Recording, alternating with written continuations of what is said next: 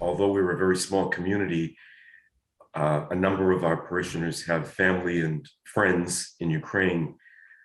In particular, we have a couple who have a grown son. He was born here, grew up and went to school here, and he has established a livelihood in Kyiv, the capital. And he's married and they have a little toddler. So for this couple, and they're a very faithful members of our community, we see them every week. So for them, it has been very unsettling. This one young man who has made his way with his wife and child out of the capital to someplace in the south, we don't know where, and where his wife has a sibling. I don't know whether the lack of communication is because they don't want to worry their parents, but we haven't heard many more details than that yet. There are others. Most of our people are from the western areas of the country, along the Polish border. That's where really most of our Ukrainian Catholics are from. And we have other parishioners with grown children and siblings and others there. We just haven't been able to hear much from them. Everyone has close ties to their heritage, and this is such an ancient and beautiful culture. It's heartbreaking. It's heartbreaking worldwide.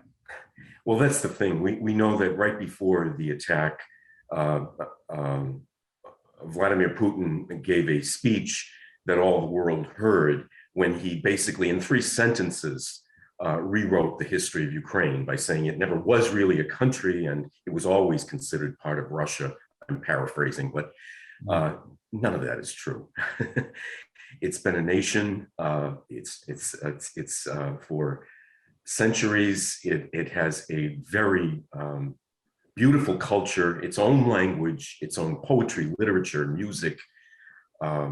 It's as you said, Jeff, so well. It's a very rich culture, and it has a rich history. It's also a very religious country.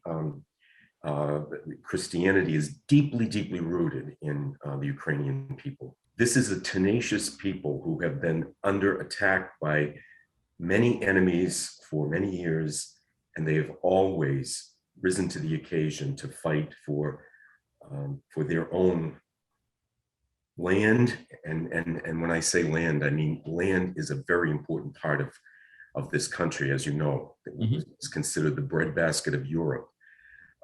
Their land is everything to them. And so they have always been willing to fight for it. These are dark times really for everybody, whether you're Ukrainian or not. Watching the horror unfolding on television every single night after night after night in the internet. What do you say to these people? How do you give them comfort?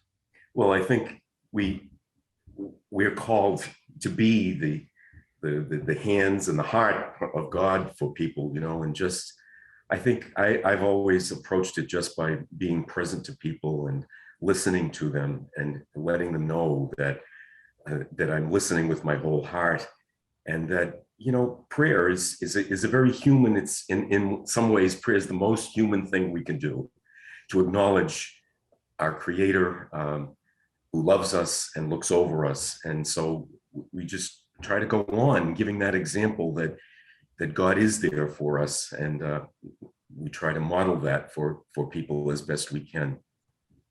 How testing is that for you personally?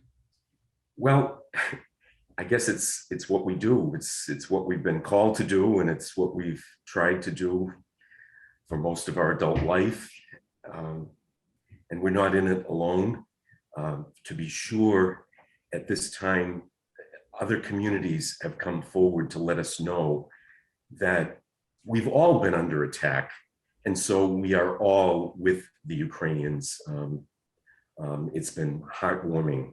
People of all faiths and all backgrounds have come forward to offer support and to be that presence of God for our people.